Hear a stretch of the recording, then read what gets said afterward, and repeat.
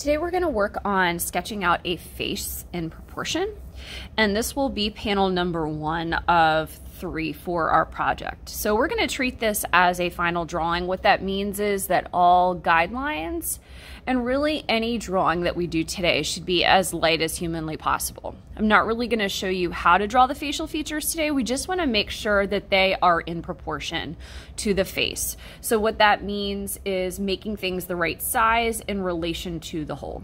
Okay, so we're going to start by having our name on the back side of our paper, flipping it over and making our paper go vertically. Okay, so taller than it is wide. Now we're going to be using pencil and also a ruler to set up some of our guidelines. Okay, the first guideline I'm going to go ahead and do.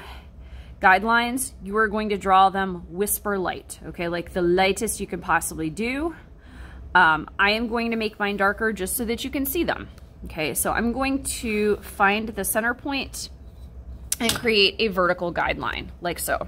Okay, the next thing I'm going to go ahead and do is do about a finger width down from the top of your paper, or a thumb width. Thumb width would work just fine. Okay, so something kind of like that.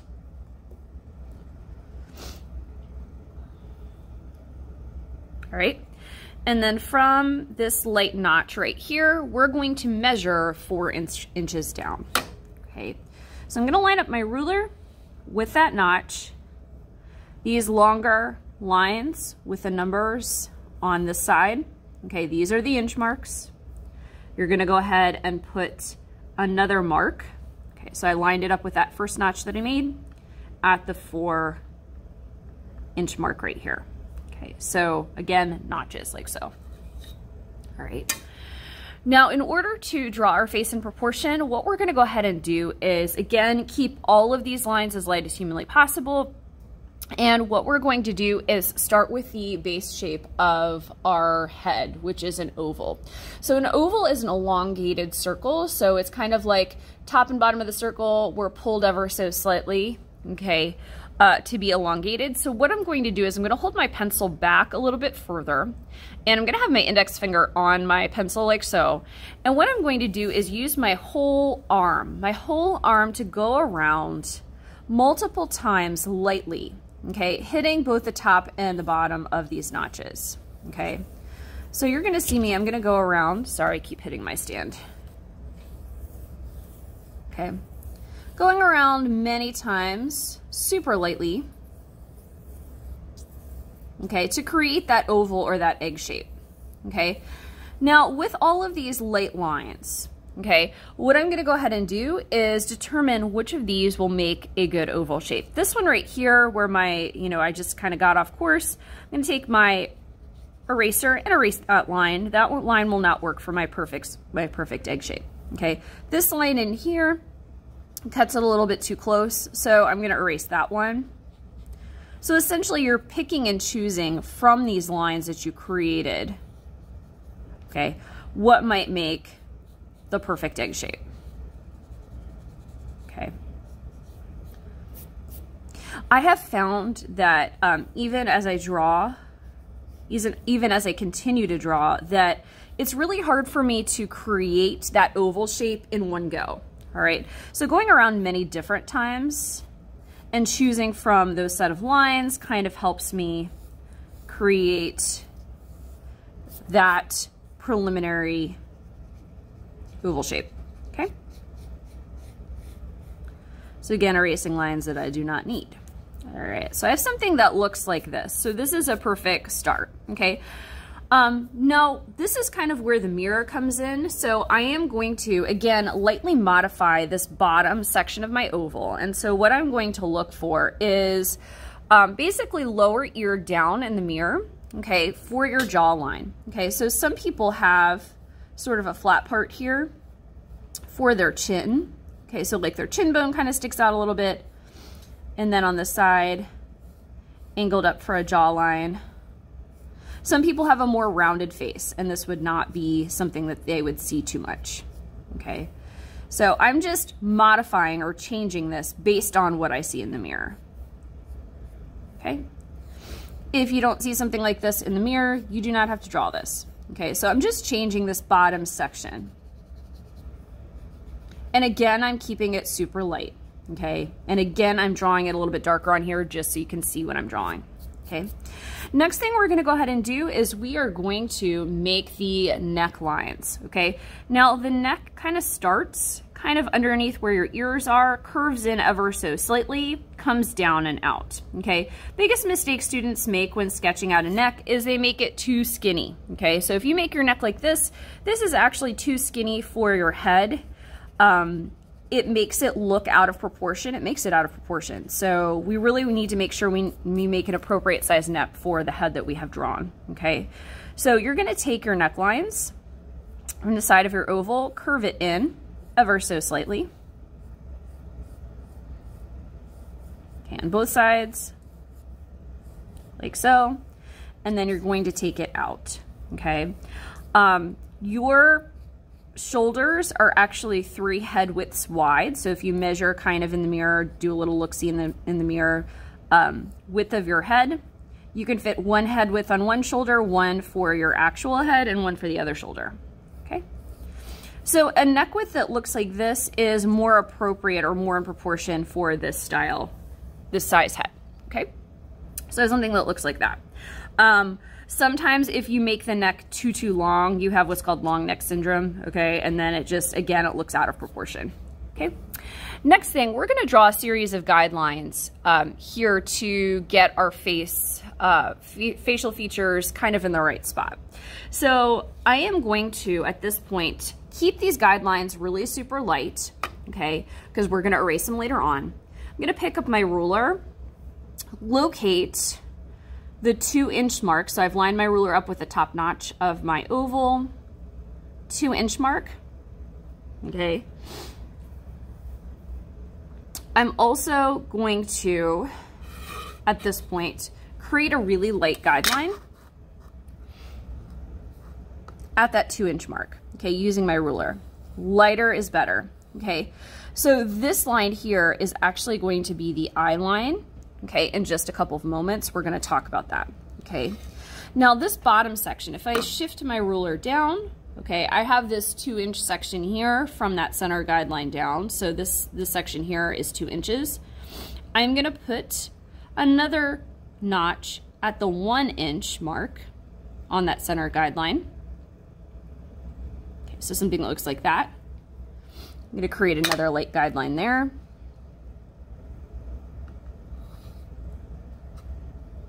Remember, lighter with these guidelines is better because we're just gonna erase them, okay? And then last but not least, okay, you're going to line up your ruler, again with that second guideline there, and locate the 1/2-inch mark. Okay, so the 1/2-inch mark is halfway between the end of your ruler and 1. And then you're going to go ahead and create that last really light guideline right like that, right like so, okay? All right. So we're going to talk about what those guidelines mean in just a moment. All right, so this is at the 2-inch. This is 1. This is 1/2-inch. Okay. This will be the eye line. This will be the base of the nose, and this will be the mouth. Okay, you don't have to write any of these notations. I'm just going to remind you as we go along what we're doing. Okay. So this top guideline is actually, believe it or not, for your eye line. If you look in the mirror and you put one hand directly on top, okay, the very tippy top of your head, and then one hand sort of underneath your chin, and move your top hand down to your eye line, you'll notice that your eyes are actually in the center of your head, okay? A lot of times students will try, when they're doing a portrait, they're going to try and put the eyes up here, okay? This, when you draw your eyes above this center guideline, you're actually putting your eyes in your forehead, okay? So we're gonna talk about forehead and hairline and how it kind of, it can make it a little confusing when you're looking at yourself in the mirror where to put these. But your eyes are actually gonna go in the center of your head and they're gonna go on this guideline, okay? Now to keep those eyes in proportion, we want to, again, look in the mirror for another quick measurement. you can actually fit 5 eye widths across your face. So if you measure from tear duct to the corner of your eye, you can fit 1 eye width on one side of your eye, 1 eye width for your eye, 1 eye width between your eyes, 1 eye width for the other eye, and 1 eye width for the other side. Okay, so what you're going to start to do is see if you can figure out a general measurement, okay, where you can measure by locking your fingers in place. This is a little bit large.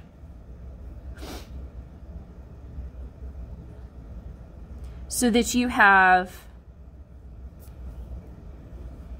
1 eye width on one side, 1 for your eye, 1 eye width between your eyes, and 1 on the other side. This might be as close as I can get it for today. Yep, okay. The main thing you want to look for is that you have about 1 eye width between your eyes. Right now mine is not centered, okay? So see how this is like shifted this way? I'm okay with that for right now, okay? But what you're going to do from there is you are going to create, again, a very light football shape. Don't obsess about this right now. It's not worth your time, okay? But just create the general outline of these, okay? That we will add some detail to a little bit later on, okay? So this is where the eyes need to go in the correct size, okay? Now from your tear ducts down to this next guideline, okay? Or sometimes even inner iris down, okay? This is about how large your nose is, okay? So your nose, if you measure from the bridge of your nose, which is the part between your eyes, the most narrow part between your eyes, to the base of your nose, you can actually fit 3 nose lengths down your face, okay? If you pop your measurement for your nose up 1, okay, you'll notice that it hits your hairline, so where your hair grows out of your forehead, okay? 1 nose length for your actual nose, and 1 nose length underneath. So if I take this nose measurement and pop it up 1, right here is actually where my hair grows out of my forehead, okay? So all of this up here represents hair, all of this represents forehead. Now obviously if your hair covers your forehead, you would draw hair within this forehead space, okay? But that just gives you an idea of where your hairline could start if you don't have bangs, okay? So I'm drawing these really light guidelines here, okay? And then remember, okay, this line here, the second line, represents where the base of the nose is, okay? So you're going to draw, just, I would keep this super light, larger sphere, okay, 2 smaller spheres. And again, don't obsess about this right now. This is just showing you where this goes. Okay. So something that kind of looks like that. See, I'm obsessing. Can't do it right now. Okay. Now this last guideline here is actually for the lips, okay? So if you look at your inner iris, so if you are staring straight in the mirror, your iris is the colored part of your eye, inner iris down, okay? All the way down to that 3rd guideline is going to be about the width of your mouth, okay? So your mouth, you can make it slightly above that guideline, okay, if that guideline looks a little bit low.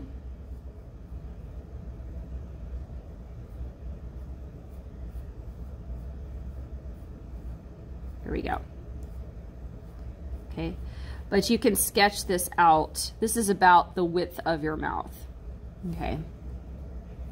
Now remember, most people's bottom lip, not all, is a little bit larger than the top. It also sticks out a little bit more. Okay, so this is what I have for my my lip line. And again, this is not an invitation to obsess about your drawing right now. It's just to try and figure out where it goes in the right size. Okay, so I have something that looks like this. This is fine for right now. Next thing I'm gonna go ahead and draw is I'm gonna go ahead and sketch out my ears. Now your ears are actually the same size as your nose. So from this top eye line to the nose, base of the nose line, is actually all ear, okay? Now, a lot of us have hairstyles where we don't really see our ears, or we might just see the bottom section of it.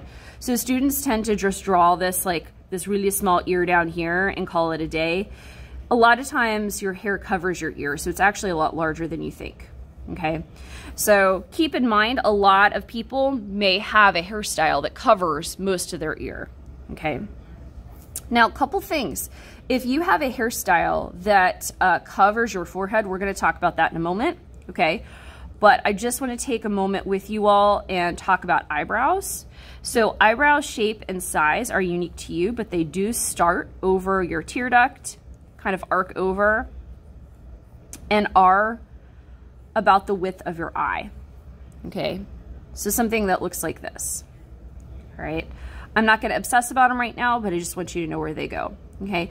Now, if you have a hairstyle or a hairline where you see your forehead, okay? Remember, one nose length up is going to be where it hits, okay? So something kind of like this, all right? Now, if you don't have a hairstyle that you see your forehead, okay, and your forehead, you know, is obscured by bangs or so on and so forth, draw it as such, okay? Now, most people are going to have a hairstyle, okay? See how my headline here, okay, I've got that egg shape. Make sure your hair poofs away from your head like so.